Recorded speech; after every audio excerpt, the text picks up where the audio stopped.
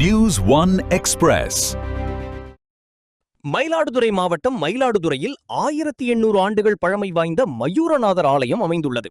அம்பாள் மயில் வடிவில் பூஜித்த இந்த ஆலயத்தில் ஆனி மாத பௌர்ணமியை முன்னிட்டு மழை மற்றும் காடுகளில் விளையக்கூடிய 108 மூலிகை சாறு கொண்டு சிறப்பு அபிஷேகம் நடைபெற்றது. சேலம் மாவட்டத்தைச் சேர்ந்த திருமூலர் மூலிகை அபிஷேக அறக்கட்டளை சார்பில் 124வது ஆலயமாக இன்று மயிலாடுதுறை மயூரநாதர் ஆலயத்தில் அபிஷேகம் நடைபெற்றது. இதனை முன்னிட்டு 108 மூலிகை சாறுகள் குடத்தில் நிரப்பி வைக்கப்பட்டு மேளதாளங்கள் முழங்க ஊர்வலமாக எடுத்து வரப்பட்டு சுவாமி மற்றும் அம்பாளுக்கு சிறப்பு அபிஷேகங்களுக்கு பிறகு மூலிகை அபிஷேகம் செய்யப்பட்டது. மகா தீபாராதனை நடைபெற்றது. ஏராளமான பக்தர்கள் பங்கேற்று சுவாமி தரிசனம் செய்தனர்.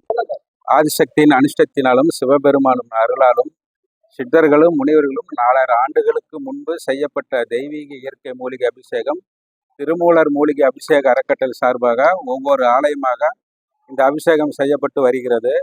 இந்த அபிஷேகம் இன்று மயிலாடுதுறையில் அமைந்திருக்கக்கூடிய மயூரிநாதர் ஆலயத்தில் 124வது கோவிலாக இந்த அபிஷேகம் செய்யப்பட்டு வருகிறது.